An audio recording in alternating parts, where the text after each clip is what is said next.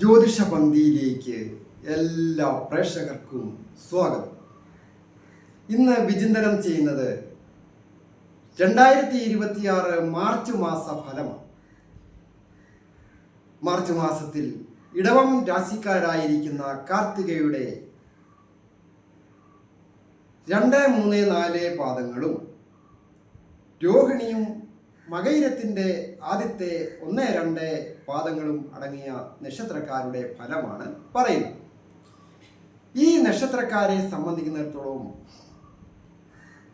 March മാസത്തിൽ പ്രത്യേകിച്ച് ഗ്രഹങ്ങളുടെ സ്ഥിതി അനുസരിച്ച് നോക്കുമ്പോൾ വളരെയധികം അഭിവൃദ്ധികളും സുഖവും സന്തോഷവും വന്നു ചേരുവാൻ ഭാഗ്യവും ദൈവാധീനവും കാണുന്നു. പ്രധാനമായിട്ട്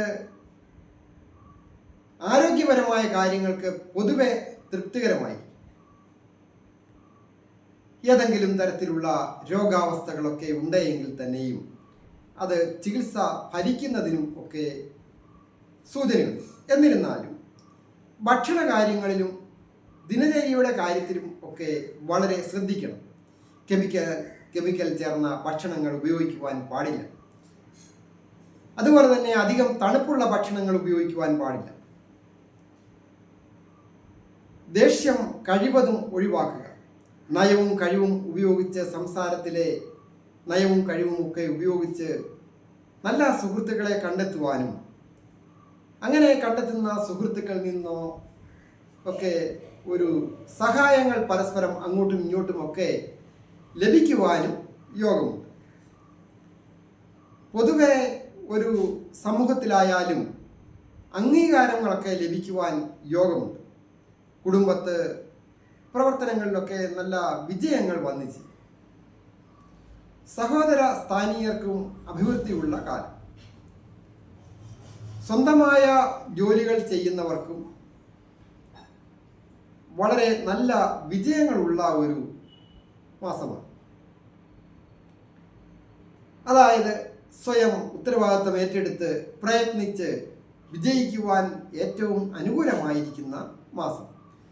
പുതിയ സംരംഭങ്ങൾ ആരംഭിക്കുന്നതിനും ഏതെങ്കിലും കാരണവശാൽ തടസ്സപ്പെട്ട് കിടന്ന തൊഴിൽ സംരംഭങ്ങൾ പുനരാരംഭിക്കുവാനും അതിനൊക്കെ ഏറ്റവും നല്ല മാസമാണ് ഈ മിഥുനം രാശിക്കാർക്ക് മാർച്ച് മാസം.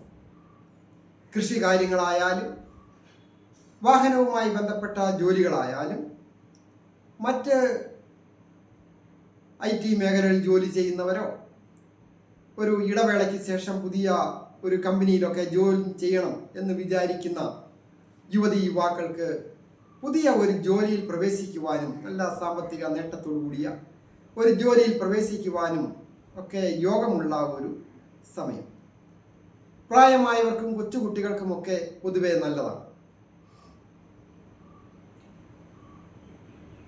കുടുംബത്ത് ഒരു വാഹനം വന്നു ചേരുവാനും ഒക്കെ യോഗമുണ്ട്. എന്നിരുന്നാലും വാഹനം സ്വന്തമായിട്ട് കൈകാര്യം ചെയ്യുമ്പോൾ അതീവ ജാഗ്രത ആവശ്യമാണ്. കുടുംബത്ത് പൊതുവെ വാക്കുതർക്കമുണ്ടാകാതെ വളരെ ശ്രദ്ധിക്കണം. ദമ്പതികളായിട്ടുള്ളവർക്ക് പൊതുവെ ഐശ്വര്യപൂർണമായ കാലം. ദാമ്പത്യ ജീവിതം സമ്പൂർണമായ സന്തോഷപ്രദമായി ഉല്ലാസയാത്ര പോകുന്നതിനും പുണ്യസ്ഥലങ്ങൾ സന്ദർശിക്കുന്നതിനും അതുപോലെ തന്നെ മംഗളകാര്യങ്ങളിൽ പങ്കെടുക്കുവാനും പുതുമയുള്ള വസ്ത്രങ്ങളും ആഭരണങ്ങളും വന്നു ചേരുവാനോ ഗൃഹം പുതുക്കിപ്പണിയുവാനോ ഗൃഹോപകരണങ്ങൾ വന്നു ചേരുവാനും ഒക്കെ യോഗമുള്ള ഭാഗ്യമുള്ള ഒരു മാസമാണ്. തൊഴിൽപരമായ കാര്യങ്ങൾ കൂടുതലായിട്ട് വിചിന്തനം ചെയ്യുമ്പോൾ മെഡിക്കൽ രംഗത്ത് ജോലി ചെയ്യുന്നവരായാലും IT മേഖലയിൽ ജോലി ചെയ്യുന്നവരായാലും അഭിവൃദ്ധികൾ സൂചകമാണ്. ഒരു ഓട്ടോറിക്ഷ ഓടിക്കുന്ന തൊഴിലാളിയായാലും ഡ്രൈവിംഗ് ജോലികൾ ചെയ്യുന്നവർക്ക് പൊതുവെ അനുകൂലമാണ്. വാഹനകാരകനായിരിക്കുന്ന ശുക്രൻ ആ തൊഴിൽ സ്ഥാനത്ത് പൂർണ്ണ ബലവാനായിട്ട് നിൽക്കുമ്പോൾ കലാരംഗവുമായി ബന്ധപ്പെട്ട ജോലികളൊക്കെ ചെയ്യുന്നവർ, അത് കലാകാരന്മാരെന്ന് പറയുമ്പോൾ നിരവധി കാര്യങ്ങളാണ്. കലയുമായി ബന്ധപ്പെട്ട് അത് കരവിരുത് തെളിയിക്കുക എന്ന് പറയും. ഏത് രംഗത്തും അത് അനിവാര്യമാണ്. അതായത് കലയുടെ ആവശ്യത്തിനായിട്ടുള്ള മറ്റ് അസംസ്കൃത സാധനങ്ങൾ അല്ലെങ്കിൽ അതിനു വേണ്ട അലങ്കാര വസ്തുക്കളുടെ നിർമ്മാണങ്ങൾ ചെയ്യുന്നവർ, സ്റ്റേജ് അറേഞ്ച്മെന്റിനായാലും ഓരോരുത്തരെയും ബ്യൂട്ടിയാക്കുക, അല്ലെങ്കിൽ ശരീര സൗന്ദര്യം വർദ്ധിക്കുന്നതിന് വേണ്ടിയുള്ള ആടയാഭരണങ്ങൾ ഒക്കെ നിർമ്മിക്കുന്നവരായാലും അവർക്ക് കലവിരുത് തെളിയിക്കുവാനായിട്ട് സാധിക്കും. പാചകകലയുമായി ബന്ധപ്പെട്ട് ചെറിയ ഒരു ഹോട്ടൽ നടത്തുന്നവരോ ഒക്കെ നല്ല വിജയങ്ങൾ വന്നിച്ചേരും. അതുപോലെ തന്നെയാണ് ചെറിയ രീതിയിലുള്ള വസ്ത്രനിർമ്മാണവും വ്യാപാരവും വിപണനവുമായി ബന്ധപ്പെട്ട് ഒക്കെ ഉള്ള ജോലികൾ ചെയ്യുന്നവർക്കും അനുകൂലമാണ്. അതുപോലെ തന്നെ ഗൃഹവുമായി ബന്ധപ്പെട്ടും വാഹനവുമായി ബന്ധപ്പെട്ടും ഡിസൈൻ ചെയ്യുന്നവർ, ഇന്റീരിയർ ഡിസൈനേഴ്സ് ഉണ്ട്, എക്സ്റ്റീരിയർ ഡിസൈനേഴ്സ് ഉണ്ട്, ആർക്കിടെക്റ്റേഴ്സ് ഉണ്ട്. അവർക്കൊക്കെ നല്ല പുരോഗതി വന്നു ചേരുകയും നല്ല കരാറുടമ്പടികളിൽ ഒപ്പുവയ്ക്കുവാനും ഒക്കെ ഈ യോഗമുള്ള ഒരു മാസമാണ്. അതായത് രാശ്യാധിപൻ കൂടി ആയിരിക്കുന്ന ആ ശുക്രൻ, കലയുടെ കാരകനായിരിക്കുന്ന ശുക്രൻ, വിവേകബുദ്ധിയുടെ കാരകനായിരിക്കുന്ന ബുധനോട് യോഗം ചെയ്ത് തൊഴിൽ സ്ഥാനത്ത് പൂർണ്ണ ബലവാനായിട്ട് നിൽക്കുമ്പോൾ അവിടെ അധികാരത്തിന്റെ ഗ്രഹവുമുണ്ട്. കീഴ് ജീവനക്കാരെ ഒന്ന് നിയന്ത്രിച്ചൊക്കെ നിർത്തുവാനും വർക്കുകളൊക്കെ കൃത്യസമയത്ത് ചെയ്യിക്കുവാനും ഒക്കെ ഈ നക്ഷത്രക്കാർക്ക് സാധിക്കുന്ന ഒരു മാസം. പ്രായമായവർക്ക് അവരവരുടെ സന്താനങ്ങളോടൊക്കെ ഒത്ത് കുറേ ദിവസങ്ങളെങ്കിലും സന്തോഷകരമായ കുടുംബജീവിതം നയിക്കുവാനായിട്ടൊക്കെ സാധിക്കും. വിദേശത്ത് പോകണമെന്ന് ആഗ്രഹിക്കുന്നവർക്കും വളരെ അനുകൂലമാണ്. അതിനുള്ള ടെസ്റ്റുകൾ എഴുതുന്നവർക്ക് പാസ്സാകുന്നതിനും ഇന്റർവ്യൂവിലൊക്കെ പങ്കെടുത്ത് പാസ്സാകുന്നതിനും സാമ്പത്തിക അഭിവൃദ്ധിയോടുകൂടിയ ജോലിയിൽ പ്രവേശിക്കുവാനും ഒക്കെ നല്ല യോഗമുണ്ട്. വിവാഹം ആലോചിക്കുന്ന യുവാക്കളായാലും മധ്യവയസ്കർക്കും ഒക്കെ മനസ്സിനിണങ്ങിയ രീതിയിൽ ഒരു വിവാഹം വന്ന് വാക്കാകുവാൻ ഏറ്റവും ഭാഗ്യമുള്ള ഒരു മാസം. അതുപോലെ തന്നെയാണ് ആത്മീയ കാര്യങ്ങളിൽ ഏർപ്പെട്ടിരിക്കുന്നവർക്കും നല്ലതാണ്.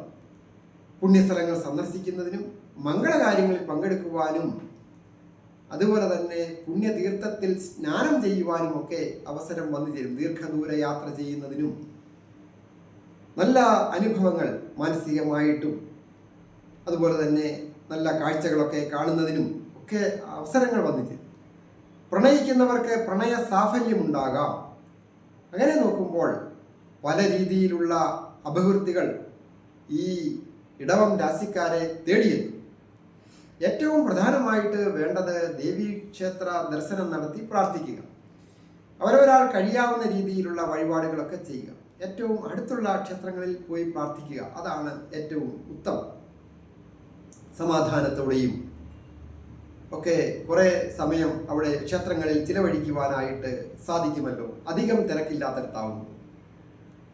ഞാൻ ഹരികുമാർ, ദേവി ജ്യോതിഷാലയം, കാവുംപടി, മണർകാട്, കോട്ടയം. ഈ ചാനൽ പേരും നക്ഷത്രവും ചേർത്ത് കമൻറ്റ് ചെയ്യുകയും സബ്സ്ക്രൈബ് ചെയ്യുകയും ഷെയർ ചെയ്യുകയും ചെയ്യണമെന്ന് അഭ്യർത്ഥിക്കുന്നു. പേരും നക്ഷത്രവും ചേർത്ത് കമൻറ്റ് ചെയ്യുന്നത് കൂടെ നിങ്ങളുടെ വിഷയം എന്തുമാകട്ടെ അതുകൂടി രേഖപ്പെടുത്തിയാൽ ഞാൻ നിങ്ങൾക്ക് വേണ്ടി പ്രത്യേകം പ്രാർത്ഥിക്കുന്നതാണ്. എല്ലാവർക്കും നന്മ വരുവാനായിട്ട് പ്രാർത്ഥിക്കുന്നു.